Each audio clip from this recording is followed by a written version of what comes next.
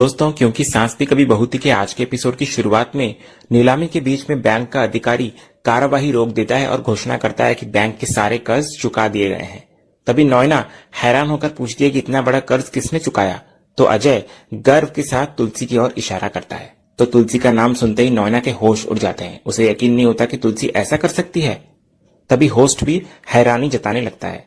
तो अजय पूरी बात साफ करता है कि तुलसी ने बैंक को एक बड़ी लमसम अमाउंट चुका दी है, जो नीलामी रोकने के लिए काफी है। बाकी बचे हुए कर्ज के लिए तुलसी खुद गारंटर बनी है और उन्होंने बैंक को लिखित में वादा किया है कि वे बाकी पैसा धीरे धीरे चुका देंगी। ये सुनकर मिहिर के चेहरे पर गर्व और खुशी की मुस्कान आ जाती है। इधर ऋतिक भी राहत की सांस लेता हुआ नजर आता है। दूसरी तरफ रणविजय का चेहरा देखने लायक होता है। उसकी सारी चालें धरी की धरी रह जाती है।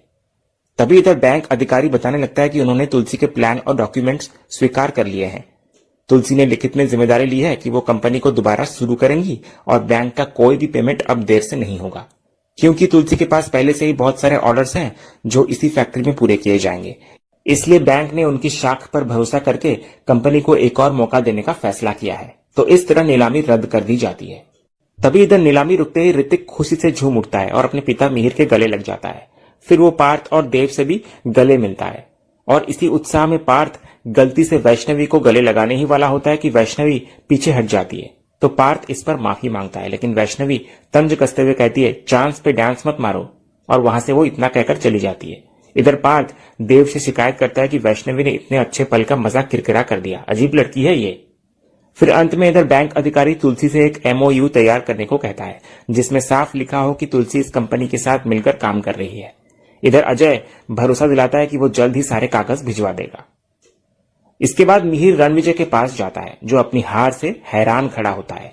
फिर मिहिर उसे अपनी चुनौती याद दिलाता है, मैंने कहा था ना कि तू फैक्ट्री नहीं खरीद पाएगा।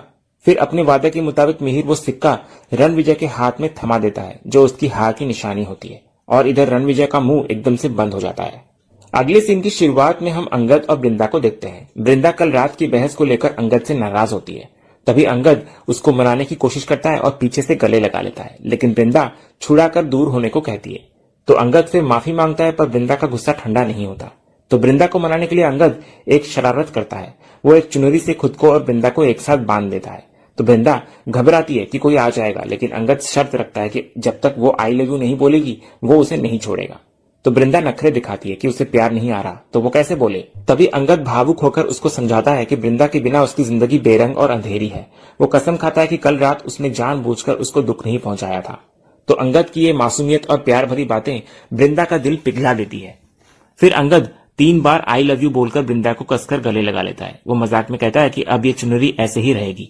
वो शरारत करते हुए वृंदा को छेड़ता है कि उसको 2 बच्चे और चाहिए थे ना। तो वृंदा उसको पागल कहती है और दोनों के बीच का तनाव प्यार और हंसी में बदल जाता है।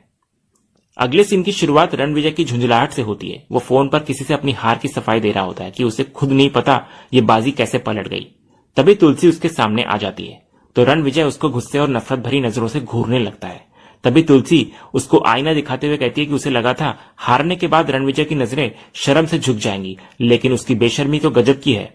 तुलसी उसको सलाह देती है कि उसके बुरे कर्मों का घड़ा इतना भर चुका है कि अब उसे हारने की आदत डाल लेनी चाहिए। लेकिन रणविजय का अहंकार कम नहीं होता। वो तंज कसता है कि अभी तो तुलसी को सिर्फ ऑर्डर मिला है, चूल्हा जला नहीं और बिरयानी के सपने देखने शुरू कर दिए। वो चुनौती देता है कि ऑर्डर पूरा करना आसान नहीं होगा। इसके बाद रणविजय बड़े घमंड से कहता है कि लगता है आप मुझे ठीक से जानती नहीं है, मेरे नाम में ही विजय है। चाहे रण कोई भी हो, जीत हमेशा विजय की ही होती है। तो तुलसी उसको बहुत ही शांत और गहरे शब्दों में जवाब देती हुई नजर आती है। वो उसको समझाती है कि जिस ठाकुर जी की वो पूजा करती है, उनके धाम के द्वारपालों के नाम जय और विजय है। इसलिए एक सच्चा भक्त कभी विजय के पीछे नहीं भागता, बल्कि ईश्वर के चरणों में जगह पाने की कामना करता है। इसके बाद तुलसी रणविजय को खरी खोटी सुनाते हुए कहती है कि उसने ईश्वर से यही सीखा है कि अगर इंसान साजिश के बजाय ईमानदारी से मेहनत करे तो उसे अपनी मंजिल जरूर मिलती है।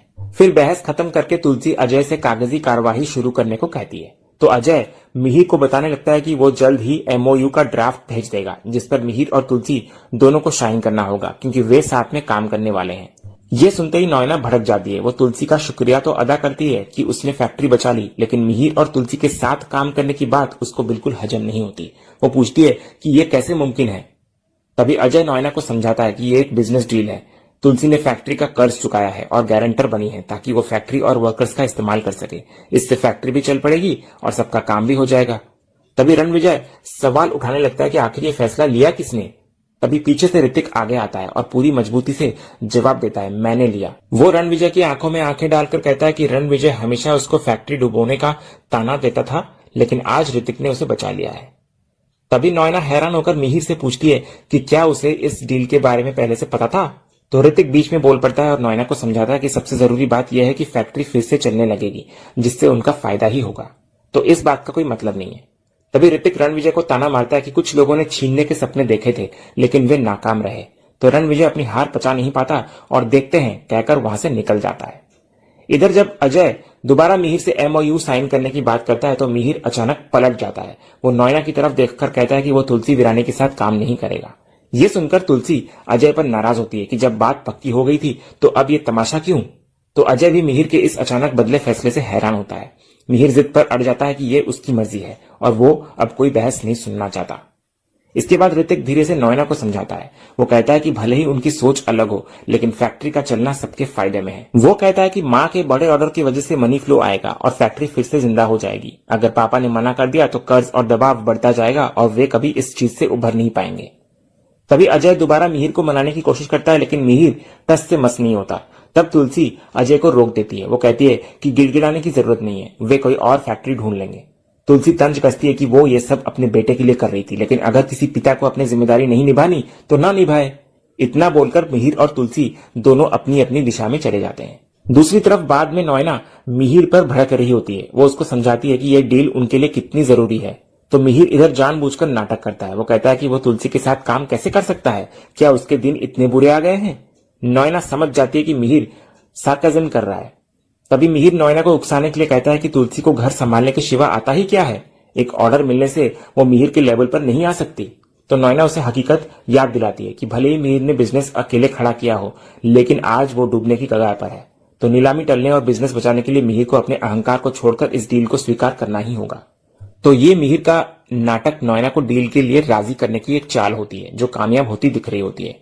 इसके बाद नॉयना मिहिर को प्रैक्टिकल होने के लिए मजबूर करती है। वो समझाती है कि फैक्ट्री बंद पड़ी रहेगी तो वे कर्जा कैसे चुकाएंगे, घर भी खतरे में है। वो कहती है कि तुलसी को सिर्फ एक नाम समझकर काम करो, ये मत सोचो कि वो कौन है। मिहिर जानबूझकर नखरे दिखाने लगता है कि तुलसी रोज उसके सामने रहेगी, ये उससे बर्दाश्त नहीं होगा। लेकिन नॉयना उसको पर्सनल चीजें किनारे रखकर डील के लिए हाँ कहने का दबाव डालती है। तो आखिरकार मिहिर एक एहसान जताते हुए हाँ कह देता है। वो नॉयना से कहता है कि वो ये सिर्फ उसके कहने पर कर रहा है, लेकिन जैसे ही वो दूर जाता है उसके चेहरे पर अपनी चाल कामयाब होने की मुस्कान आ जाती है। इसके बाद दूसरी तरफ मिहिर तुलसी के पास जाकर मंजूरी देता है कि वो साथ काम करने को तैयार है, लेकिन तुलसी अब भाव नहीं देती। वो अजय से कहती है कि ऐसे लोगों पर भरोसा करना बेकार है जो बार बार अपनी बात से पलट जाते हैं, क्योंकि अंत में धोखा ही मिलता है। जब मिहिर कहता है कि बात तो बिजनेस की हो रही थी, तो तुलसी करारा जवाब देती है कि बात भरोसे की हो रही है, जो सिर्फ बिजनेस तक सीमित नहीं होता। तभी मिहिर फिर से एहसान जताने की कोशिश करता है, लेकिन तुलसी साफ कर देती है कि वो कोई एहसान नहीं कर रहा, शहर में और भी कई सारी फैक्ट्रियां हैं। इसके बाद मिहिर नॉयना की तरफ देखकर कहता है कि काम शुरू होने से पहले ही तुलसी का एटीट्यूड तो देखो। तो तुलसी जवाब देती है कि वो डोलमेट नहीं है, इसलिए मिहिर को यह एटीट्यूड लग रहा है। दोनों के बीच फिर बहस शुरू हो जाती है। तभी मिहिर जाने का नाटक करता है और तुलसी उसको बदला हुआ कहती है। तो इतने में ऋतिक बीच में आता है और दोनों को शांत करता है। वो याद दिलाता है कि ये सब वे अपने बच्चों के लिए कर रहे हैं।